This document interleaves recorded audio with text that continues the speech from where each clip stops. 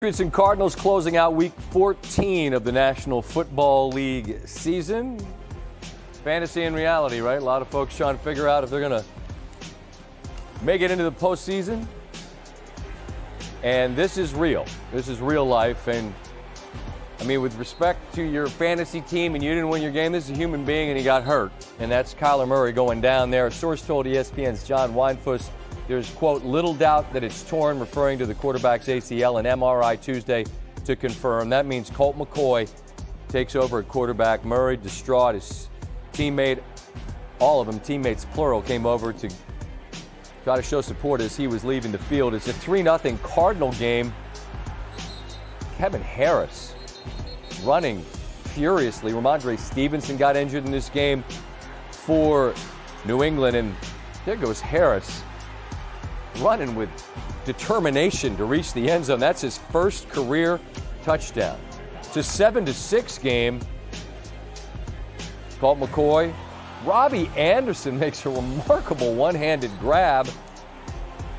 Give me that. Later in the drive, it's 3rd and 8. McCoy, Anderson, brought down inside the 10-yard line. 1st and goal. James Conner running furiously to reach the end zone, and he's in. Cardinals lead 13-7.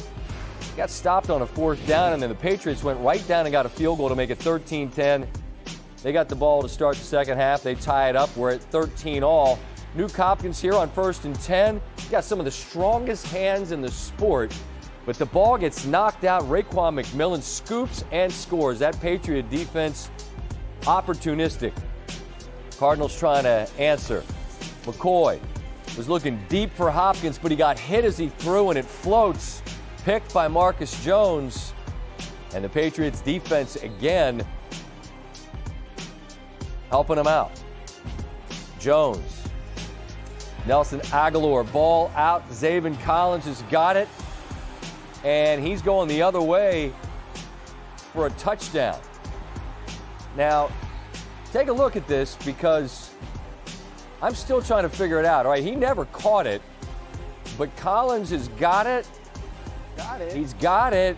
He's still got it. Did he have control? I think he had control, Coach. Well, they said he didn't. Calls overturned. 20-13. Is that a deep pass? That's Hunter Henry down the seam. Stanford Steve would say the tight end's always open. And there goes Strong up the middle. Strong run at that.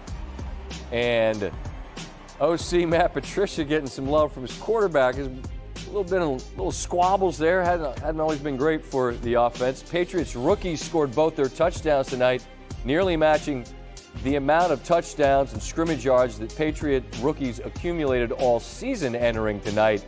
That was led by Pierre Strong with 90 yards from scrimmage. Moments ago, big story of the night, of course, as you know, Kyler Murray, 3rd play of the game, went down with an injury with Kingsbury after the game. Update on Kyler, any news? It doesn't look good, but we'll know more in the morning. What kind of emotional toll does something like that take on a team? Yeah, it's tough. There's no doubt.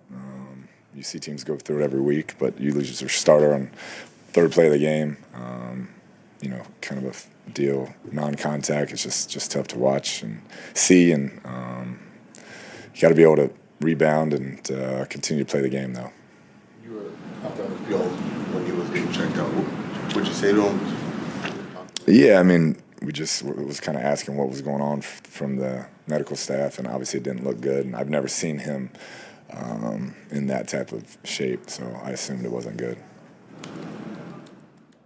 Ryan Clark is here with us, and we'll get to the Patriots here in a minute. I mean, you've been in the arena, and when someone who's battling through it and trying their best in a 4-9 season, right, goes down non-contact, you see the reaction, I think, from both teams. Yeah. Sort of, if you just help me as people are trying to process that. Well, I think the thing that people don't understand is though we are opponents on the field, many of these guys are close to one another. And we feel that we are a brotherhood of some sort. And so when Kyler Murray goes down, it's not about the scoreboard. It's not about the colors or the logos that you wear. It's about the fact that all of those men understand how difficult it is to play that game and get into that position and what they had to sacrifice in order to be there. And so when you see a guy go down like that, I think everyone can envision themselves in that position, and then that empathy and sympathy transfers to our brothers who are laying on the ground. I feel like I've heard this saying for years, like you talk about, are you hurt or are you injured? And I think you could tell immediately he knew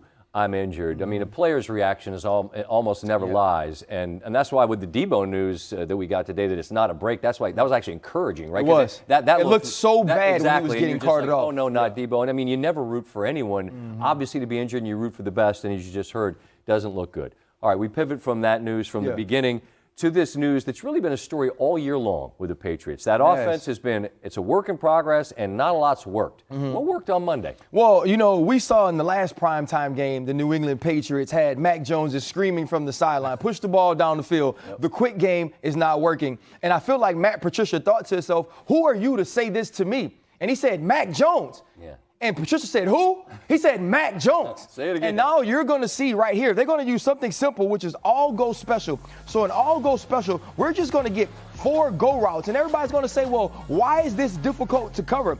Because you can attack cover 2 and also cover 3 in different ways. And they did both things. Something really cool in cover 2, the Arizona Cardinals use hybrid Isaiah Simmons as the cover 2 safety. And usually a middle linebacker will run down the field to get the seam. But what they're going to do is they're going to use Buda Baker, and he's going to push the speed here where you see his eyes already are. So as soon as this play starts, you're going to see everybody move. Now watch Mac Jones. He has his eyes right now on Buda Baker, and he understands he's going to speed. He's going to get to Hunter Henry, and he has to understand and know that Buda Baker will now be converging on this ball. Also Jalen Thompson. So it's going to take a pinpoint accurate throw to fit it in here. So we see the throw is going to be right on that back shoulder. Buda Baker misses it. He gets up the field. And so right now, Mac Jones is thinking to himself, back then they didn't want me. Now that I'm hot, they are all on me. So we're going to get the same play again, but now they're going to attack fire zone cover 3. We're going to get a blitzer here, which means we're going to have these 3 guys in underneath coverage. And now what this means to people at home that are watching, they don't have enough people to carry the seams. So one of these guys is going to have to either go with Kendrick Bourne or go with Hunter Henry, and then you're going to have to move the safety opposite him. What we're going to get as soon as Mac Jones drops back, look at his eyes. He's going to go right to Buda Baker to understand that Buda Baker is deep enough to carry the seam or at least hold it as the rush gets in. So he's going to have to now work to go to Isaiah Simmons. And remember again, all we're getting here is a seam here, a seam here, one down the sideline, and one up the field. When Mac Jones goes right to Isaiah Simmons, he sees that he's hanging short, and he also knows because they missing a guy on the underneath coverage that now this corner can't come off of his coverage, so he can use the floater to get it over the top of Isaiah Simmons and complete the pass. It's a perfect pass, perfect execution, and here's what Mac Jones is thinking right now.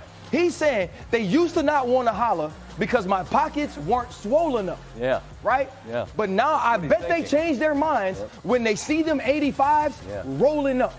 Yeah. Mac Jones. That's definitely what Mac was thinking. What I'm thinking is, do you buy New England in a crowded AFC? Absolutely not. Absolutely not. But that was really fun to do, and I'm very excited I got to do it. And you got all that in with Mac Jones, which is, I think, I was well played. You're not trying to holler at New England. No, not at all. When you look at this team, they're not explosive outside, right, in order to push a team. A quarterback is not dynamic enough with his arms or his legs to put pressure on you, and you don't have a creative enough offensive coordinator or skilled enough offensive coordinator to put this team in position for easy plays. I think you get into the playoffs with those explosive offenses, they're going to have a tough time keeping up. We'll circle back with you on the teams you think could be threatening on that back end of the AFC. It's pretty